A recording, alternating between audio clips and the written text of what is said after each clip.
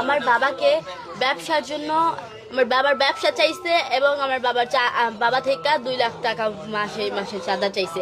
এই দুইটাই একটা আইনত সেই জন্য আমার বাবা রাজি হয় নাই, সেই জন্য আমার বাবাকে আমি ভিডিও দেখি নাই, আমি সহ্য করতে পারবো না, আমি ভিডিও দেখাই নাই। আমরা সবাই জানে, ওপেনলি জানে সবাই যেটা হত্যা। শুক্রবারে সকালবেলা কিন্তু ভিডিও প্রকাশ হয়েছে। ভিডিও প্রকাশ হয়েছে গতকালকে। আপনারা কি আগে থেকে জানতে পারছেন? হ্যাঁ, আমরা আগে থেকে জানতে পারছি। তখন কি জানতে পারলেন? মানে কারা কারা করছে? আমি সবার নাম তো জানি না, কিছু মানুষের নাম জানি, যেরকম টিটু, মইন, ছোট মনি, লম্বা মনি, তারপর রনি, কামাল না কাউসার মোল্লা, কাইয়ুম মোল্লা, কায়সার হচ্ছে ফোন দিছে। হ্যাঁ, যখন আমার মামা বাসায়, ওই কাউসার ফোন দিয়ে আমার মামার বাসা থেকে বের করছে, বলছে যে তুমি তাড়াতাড়ি আসো, দোকানে আসি, তুমি তাড়াতাড়ি আসো। ওনারে অনেক রকমের মানে মেন্টাল ক্রিয়েট করছে। কোশ্চেন গুলো ওকে না করে আচ্ছা, ভিডিওটা পরে প্রকাশ হওয়ার কারণটা ছিল কি? পরে হচ্ছে গিয়া আমি প্রেস ক্লাবে গিয়েছিলাম, বরগুনা প্রেস ক্লাবে। আমার কাছে তার আগে অনেক ভিডিও ছিল, হিউজ পরিমাণে ভিডিও ছিল আমার কাছে। তো আমি এগুলো পেশ করার মতো এই মানে প্ল্যাটফর্ম পাচ্ছিলাম না, তো যার কারণে এটা একটু লেট হয়েছে।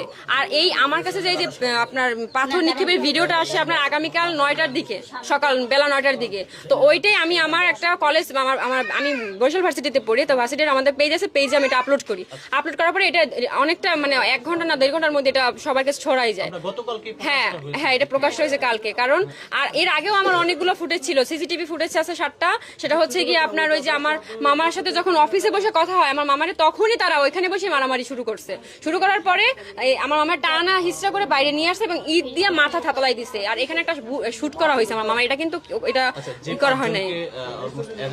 হ্যাঁ, বন্ধুত্ব ছিল। এই যে মুবিন উনি, হ্যাঁ মুহিন, উনি হচ্ছে গিয়া ওনার যে বাসার খাটটা পর্যন্ত আমার মামা কিনে দিচ্ছে। আর তারপর হচ্ছে গিয়া আপনার বাজার করে দিত, তারপর চালাইতো আমার মামা ওদের চালাইতো।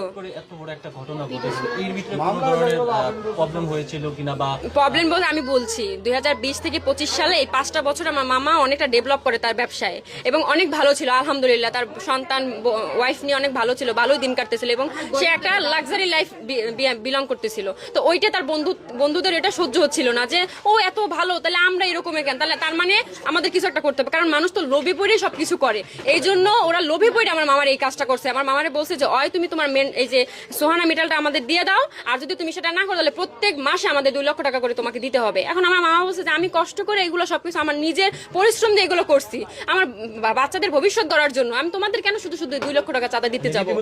হুমকি দিছে আমার মামার ডিরেক্ট, একদম ডিরেক্ট। আসলে আপনারা যখন আপনার মামা নিয়ে